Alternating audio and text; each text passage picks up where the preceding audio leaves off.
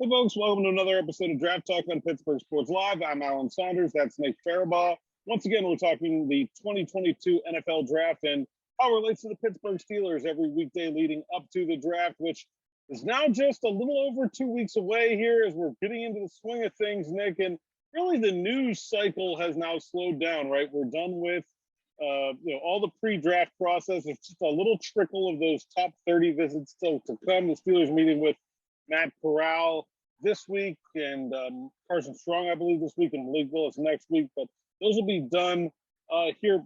I mean, it seems like teams have pretty much have their boards together at this point. Would you agree with that? Yeah, I think that most teams, outside of very little last-minute, medical information stuff, last-minute character deep dives, like you're not changing someone's opinion of your tape at this point. There's very little to do. The workouts that, those top 30 visits are just as much as getting to see someone up close do the workout as they are about the character stuff, the medical stuff. More importantly, the medical stuff, to me, at the very least, because you get that on-hand medical evaluation of these guys. So a guy like Carson Strong, it's a big week for him. For the Steelers, if that knee checks out well, okay, you're more likely to get drafted earlier than you would. So I think, you're not going to change boards a lot. I think your boards for these teams are pretty set in stone. I would say most teams in the top 3 to 5, if you're Jacksonville, Houston, Detroit, all those, they know what they're going to do mostly. They're between maybe 2 to 3 players and just going through the minutia of everything. But most of these teams, I think, have their board cleared up. I think they know what they're going to do. And I think really there's not a lot to change here over the last 2 weeks. Now, for those teams like you're talking about at the top, they have a pretty good idea of who's going to be available and who isn't going to be available when they pick.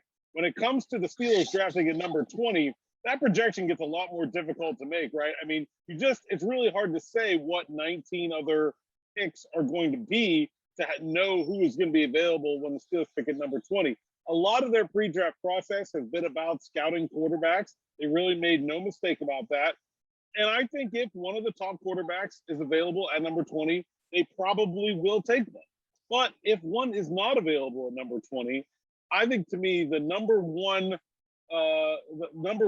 option for the Steelers, because I'm not even sure I would call it a plan B, is defensive back. We've talked about the safeties a little bit. Today I want to talk about the corners, who we think of the top corners in this class are and who we think might be available for the Steelers to take at number 20. I guess let's talk about the class in general a little bit. To me, I think this is a very interesting cornerback class in that it seems both reasonably deep and to have players available at sort of all levels. Like there's early first-round guys, there's late first-round guys, there's lots and lots of day 2 and day 3 guys. It seems like one of the deeper positions in this draft class, if you're looking for a corner, and the Steelers probably are. This feels like a pretty good class to be taking one of. Yeah, it's a deep class, and that's not just at the top. You have you have a top crop that is legitimately worthy of being a top crop, but you also have a really deep group of guys that really going all the way. You can find quality corners in this class all the way to the 5th round crop. I mean, that's how deep we're talking here. We're talking this one is 20 deep. I mean, this, if you remember the tackle class from last year, I would put it akin to that. You don't see many corner classes with the legit top like this one, with the depth it has. This is one of the best cornerback classes in years, to be quite honest with you. So you don't need to take one in the 1st round. If you're going to be able to find starters in 2nd, 3rd round, it's kind of one of those drafts at the cornerback position. But this is a really good group. And because it's a really good group and a really deep group, it also lends the possibility of one of those top guys falling down a little bit down the board, because teams are going to say, okay, we can get this guy later, and say we don't need to get Tariq Stingley in the top 10. So maybe he falls and stuff like that. And so that's some of the output that you can get from here as well, is that you're going to get 3rd round talents in the 4th round, 2nd round talents in the 3rd round, because these guys are going to be pushed down the board. This is just such a talented class. And the Steelers, as you said, have showcased that they are very interested in this corner class, have really attacked it well. And again, they're going to draft one, I think, at some point in this class. Not sure when. Could be anywhere from the 1st round to that 6th round pick they have. Yeah, let's start at the top of the class. I think the guy that's really coalesced as the number 1 corner, and maybe you have a different opinion, but for me, it's Ahmad Gardner from Cincinnati, goes by the nickname of Sauce. The Steelers were at his pro day. Obviously, there to also see Desmond Ridder, but an interesting combination, because I do think they're interested in corner. But I think Gardner's clearly the one guy that I think we can very clearly say will not be available when they draft at 20. He is 6'3". He ran a 4.4 140. That combination alone is extremely rare in the NFL. Yeah, and Sauce is not going to be there at all. I mean, we could see Sauce go as early as 3 to Houston, I think. And he's not getting out of top 10. There's too many corner needy teams that high. If they really want to, you could see a team like Atlanta taking a chance on him to pair him with AJ Terrell. You could see, I can't see him getting out of the top 12, but like Minnesota's his floor because Minnesota needs corner help. Washington needs corner help. Like there are a ton of teams in that top 10 that need cornerback help. And Sauce Gardner is going to be the top guy on most of those boards just because he is such a special type of athlete. Also, though, a guy that is viewed largely as a high character guy. The Giants, we've heard the rumors about James Bradbury, could potentially get a guy to draft him and then trade Bradbury. Seattle, I think, would be a perfect fit for Ahmad Gardner. You talk about the Seahawk cornerbacks, right? 6'3", lengthy type of dude. Yeah, that's a Seahawk corner. I think he just fits the ideal of so many teams in that top 10. Yeah, so I can't see him falling. We've only seen his stock rise. He's kind of coalesced as that corner one. Where do you go from there? I mean, I think for me, it's LSU's Darius Stingley, even though he didn't have necessarily the most consistent sophomore and junior seasons, but I've seen him available when the Steelers pick at 20 at some box. So it doesn't seem like number 2 is as universally agreed upon as number 1.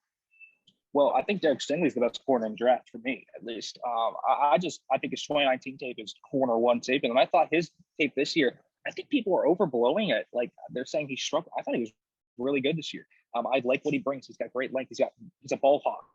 He's fluid. He's got all these like perfect ideal traits at a corner, and he does so much well. He mirrors things well. He's a very smart player. He's physical. Like he is perfect in terms of what you want for an ideal cornerback one. And that is exactly what I look at. And so for me, and this is going to be one of the easiest picks ever. If he gets to 20, outside of Malik Willis, I think I pick Tariq Stingley. Like Tariq Stingley might be player 2 on my board if I were the Pittsburgh Steelers. Tomlin and Colbert were at his pro day. I do think though that there are I think that the question is how much the ball skills play, because that freshman year, 6 interceptions, 15 passes defended. Now, he's been injured. He had a Liz Frank injury. He's only played 10 games since then. But in those 10 games, no interceptions, just 5 passes defended. So it's been different, right? And obviously, a foot injury is going to affect his hands. But what happened? Where did the player go that we saw in that 2019 film? I think that's the big reason that his stock is so differentiated, right? Some people really like him, and some people maybe not so much. Yeah, it even the things. And the special thing about Stingley is while the PDs are down, he still has a way of beating you to the catch point to where sometimes he doesn't have an opportunity to get to the ball because it's so well defended, and you essentially reroute the receiver out of the complete picture. And so he's a guy that is scheme diverse. I think, and again, we've talked about this. The Steelers in the AFC North are going to be facing guys like Jamar Chase, going to be facing guys like Amari Cooper. And they're going to be facing guys like that. And in this league, having a corner 1 like that in a division like this is huge. I can't imagine a better fit for that than Tariq Stingley.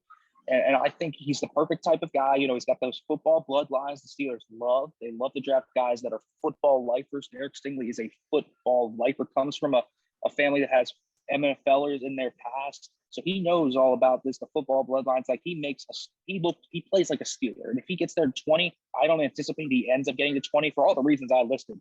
I think you're going to see some team take a chance on him before then. But again, if he makes it there, it's one of those no-brainers. Yeah, I agree.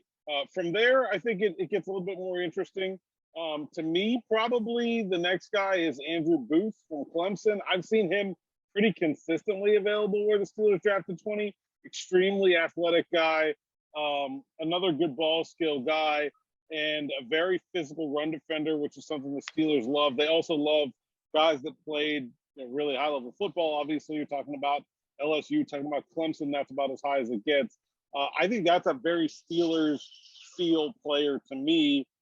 Where do you go after Stingley? Yeah, I think Booth is there, and I think McDuffie. I think those are the two guys that you're going to look at: Trent McDuffie and Andrew Booth. And I think Andrew Booth, I've seen him as high on some people's boards as him being cornerback one. So I know he has a lot of lovers as well. So Andrew Booth is a guy that is really fun, and you want to talk about a dude that just floats in the air. I mean, his vertical ability just to get up and go, in terms of his leaping ability and his explosiveness to come down, is really impressive. And so he is a high level impact starter right away. This is a guy that has that alpha mentality. He is a see ball, get ball type of player that if that ball is coming near him, he's going to find a way to come down with it. Wide receiver-esque skills in terms of that. And so he's really good at man coverage, which I think is something the Steelers have tried to kind of work into their cachet a little bit more to free up things for Minkah Fitzpatrick. So I think that's a perfect fit for him. He's smart enough in zone coverage. I don't think that's necessarily his strong suit, but a guy that just makes highlight reel plays, an aggressive, enthusiastic type of tackler. And so he is the type of player that you look for, just a Steelers type corner, a guy that's going to come up, make all the plays you want him to make. So I really like Andrew Booth. And then you talk about Trent McDuffie. And I think he's, some people like him because he's kind of the opposite of Booth, right? Booth has some lapses in mental kind of judgment in those zone coverage areas. Booth has some consistency issues in that area.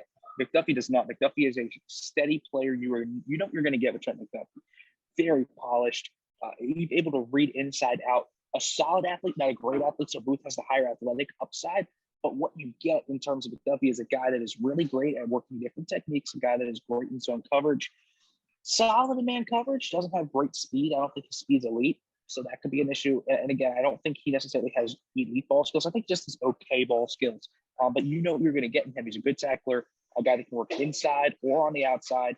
Kind of reminds me a little bit more of a slot corner. I think he's a little smaller. And I think he's a slot corner in the NFL. Ideally, I think he could play outside. Kind of reminds me a little bit of like a super version of Cam Sutton in some ways. A guy that's going to be able to do a lot of different roles.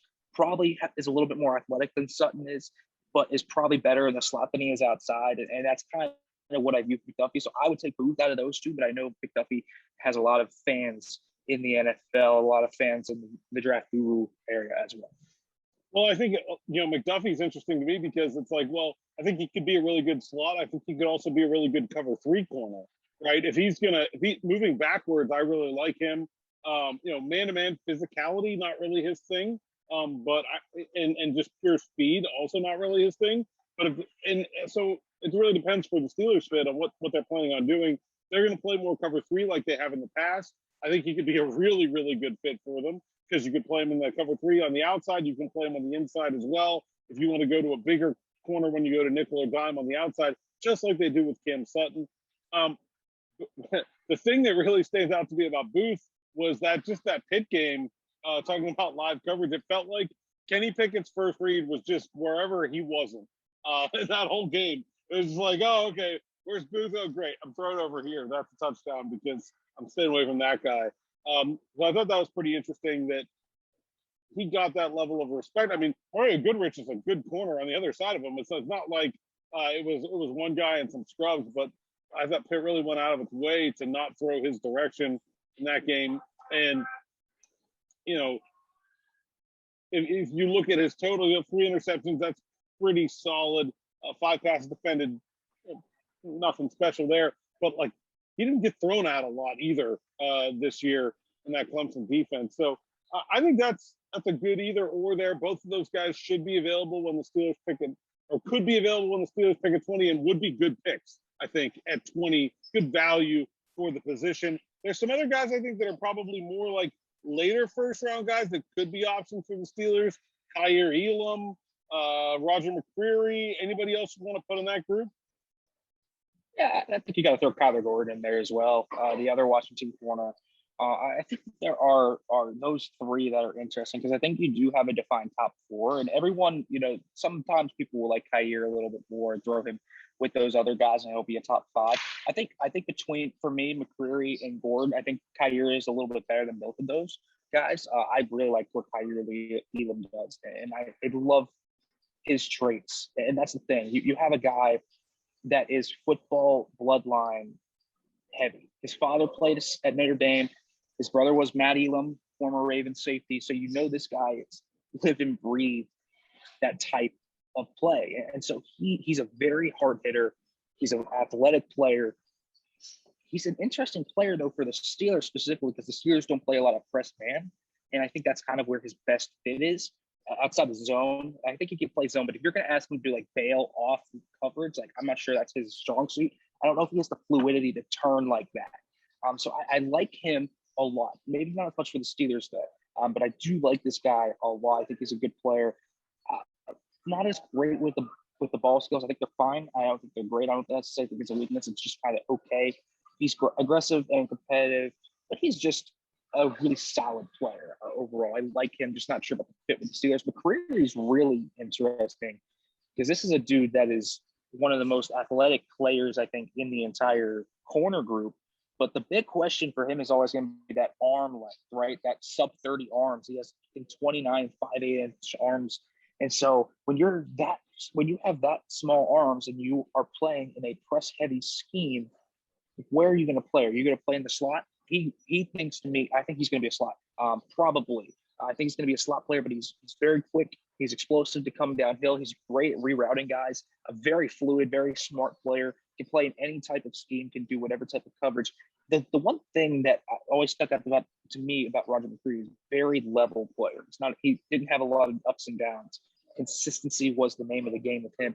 Very consistent player that can do a lot of different things. And then you look at Kylo Goran, another really athletic player, one of the most explosive players I've seen come out in recent memory.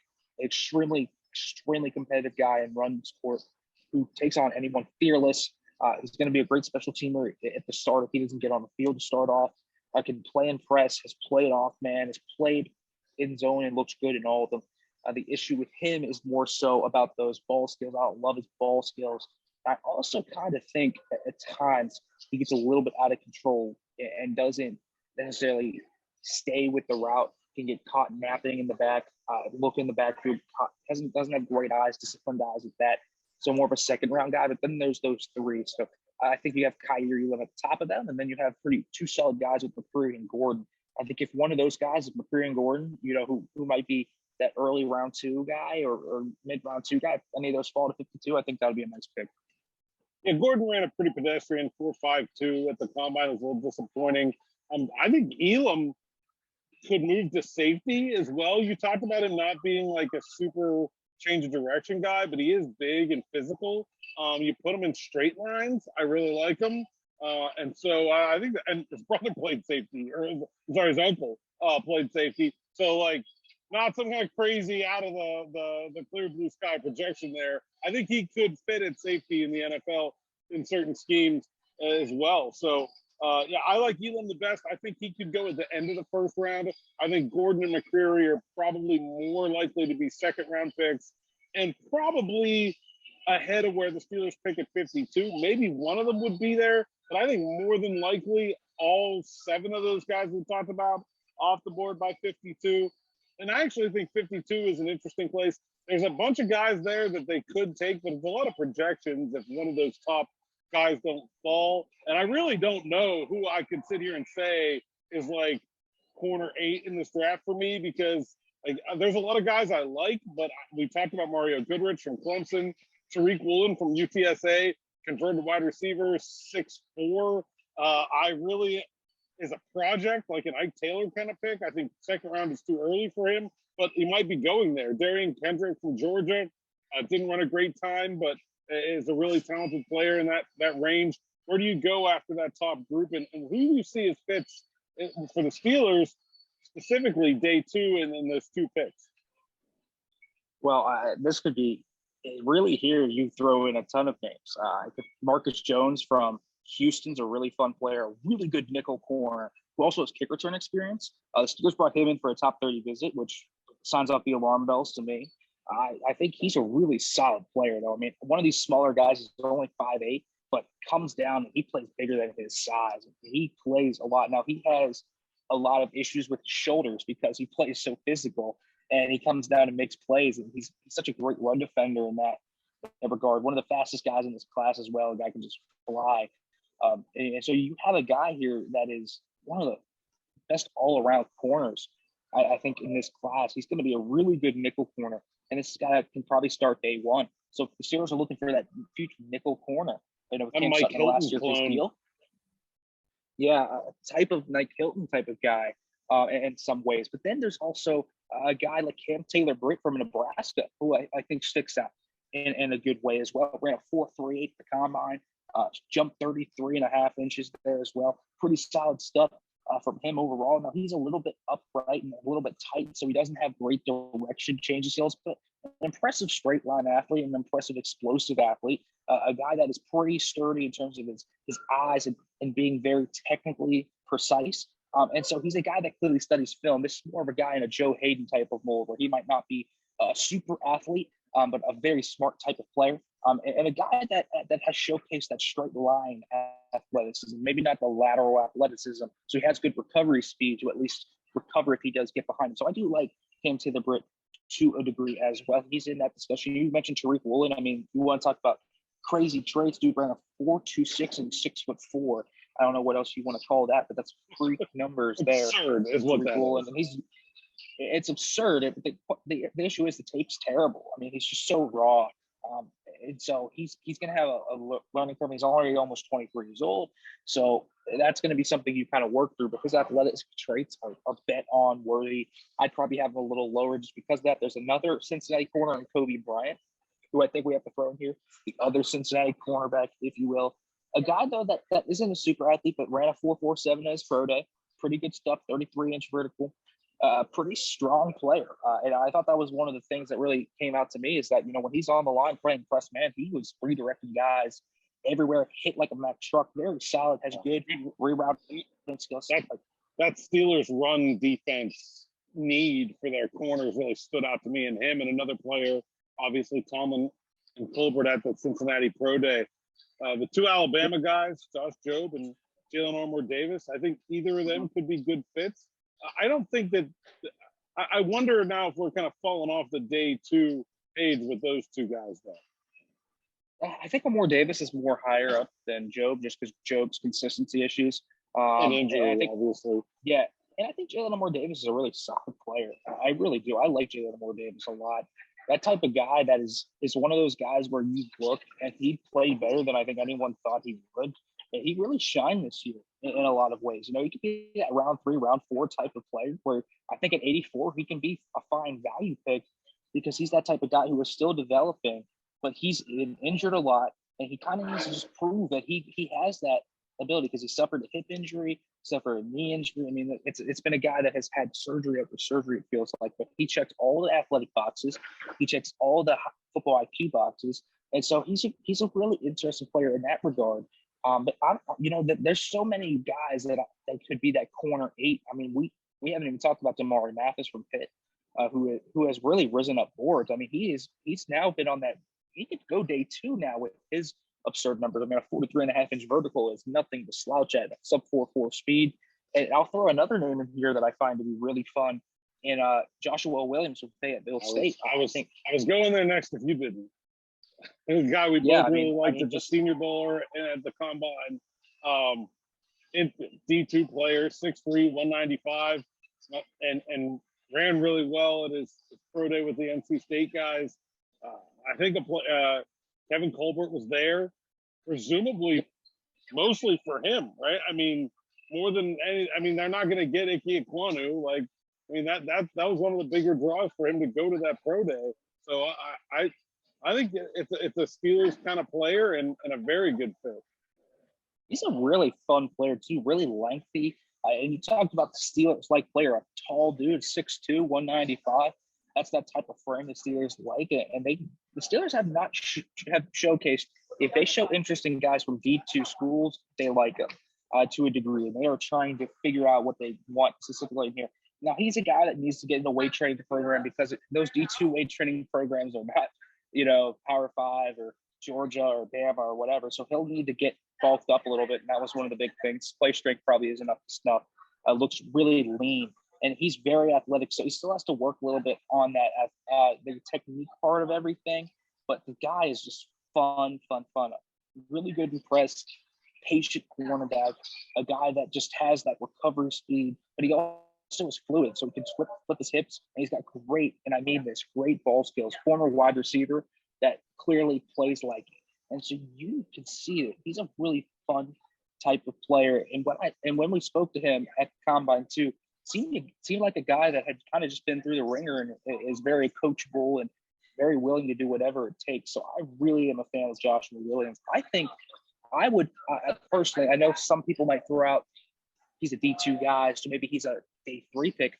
I would take him at 84. No, I'd take him at 84 too. And I think if you're looking at taking him or Woolen, both of those guys I think are projects. They're not going to be like day one startable players, but the Steelers are in a position where they can take a project, right? I mean, they brought in Levi Wallace. They re-signed to Kylo Witherspoon. They have Cam Sutton signed for another year. They've got Art Millette and Pierre and Norwood and Lane. Like they don't need someone to play this year. What they need is like some future pieces because they're not going to be able to afford to keep all these guys. Keep paying free agent prices for all these spots. But that's why it's like if you take talk about like an Armour Davis or a Job or one of these guys like Mario Goodrich maybe. I don't think they have if I was in the Steelers position, I'd rather take the pure upside gamble on a guy like Woolen or a guy like Josh Williams because they don't need a guy. Like they can just take a chance on getting a future star. And I think that puts them in a really good position to do that because they have the ability to bring a guy in and bring him along slowly. The last guy I really want to talk about that we haven't talked about, who I think is a day 3 guy, but a really interesting one, is Tariq Castro from Penn State. We were at his pro day, and I thought, he's just a really experienced, really solid player, played in the Big Ten, which is not known to be this sort of bastion of passing offense, but Penn State really challenged him in that secondary to shut people down, and he did it. And I really like this competitiveness, and he's not the fastest guy in the world. He's not the biggest guy in the world, but he just feels like an NFL player to me. Yeah, I like Castro Fields because I think he's an athletic traitsy type of guy you look at and you look for in that day 3-ish range that can do a lot of things. And I think he's a cover 3 corner that you've talked about, kind of that type of cover 3 guy that can work off and do it really well. I think he's pretty quick. I think he's explosive. I think he's pretty fast. I think he's got some really solid ball production over his years at Penn State. And he's a guy that I think has some struggles with the tackling stuff, which could be a little bit of a drawback. I don't necessarily think he's a dude that is going to be great in terms of his run defense. I think he's willing to do it. I'm not sure it's quite there yet, but I think he's a fun player in terms of what you can see. And I think he's got more upside than you would first think. So this is a guy that I think that made round 4-ish range where he could come off the board and be that type of. Yeah, I think that's fair for him. I think that's a solid range for him right there. And I like him. I think there are just so many good type of corners in this class. Guys we haven't even mentioned, like a Caleb Evans from Missouri. He's a solid player. You look at some other guys in this class, like Jack Jones from Arizona State, Chase Lucas from Arizona State, from Mississippi State. Yeah, Zion McCollum from Sam Houston State. Like all these guys. Some guy we haven't mentioned, Alontae Taylor is interesting. We didn't talk about him, but he's one of those guys that I think could be a safety at the next level, just because of his pure explosiveness and his kind of trace that he has there. I think he could be a really interesting player. Now, he's a wide receiver transition to corner. He's really fun. So I like the guy. He's one of those developmental guys that's going to be a really good special teamer right away, but could have upside. Yeah, I think a good special teamer for sure. So, there's Montaric Brown from Arkansas. there are so many decent players. Now, not all of them are going to end up being good. Kalen Barnes from Baylor absolutely ran off the Richter scale at the combine. There are so many fun players in this class that you can't help but mention so many of them as guys that, maybe they're not all ready to play now, but guys that in the future, if they pan out, we can have gem after gem after gem from this class. This could be a corner class we talk about for a long time as being that infusion you need with all these receivers coming. Yeah, I totally agree. Well, I think we covered that pretty extensively. Make sure you leave us a comment. Let us know what you think about our rankings, a player you want to hear about, a position you want us to hit next. We're just going to keep going through the positions unless the news dictates we do otherwise, all the way up to the 2022 NFL Draft at the end of April. Nick, anything else for today before we wrap things up? Not much. I think the corner class is just great, and I would bet the Steelers draft one in this class. So look forward to seeing which one it is. It'll be one of those guys we named, probably. Probably. We named them all, so I mean, it's got to be, right? I would expect it to be. And again, I think they're gonna take they're gonna take a DB with one of their top 4 picks. Whether that's a safety or a corner, it's gonna be one of the two. Could be both, even if the value's right. I could see them take both a safety and a corner if they really wanted to. So yeah, I would imagine one of those guys that we may get drafted. And again, if they don't draft one in those top 4 picks, like round 6, some of the guys we named, they're going to be around, and they're going to take one of those guys for sure. Yeah, for sure. And we talked about the safeties a couple of days ago, last week. So scroll up on the channel here, and you can find those, as well as we talked about the quarterbacks, we talked about the tackles, we talked about all kinds of stuff about pro days, and so it's all up there on the Pittsburgh Sports Live YouTube channel. It's also there in the podcast feed on Apple Podcasts, Google Podcasts, Spotify. However you find your podcast, you can find Draft Talk with Alan and Nick. Thank you so much for listening. Enjoy the rest of your day, and we will see you next time.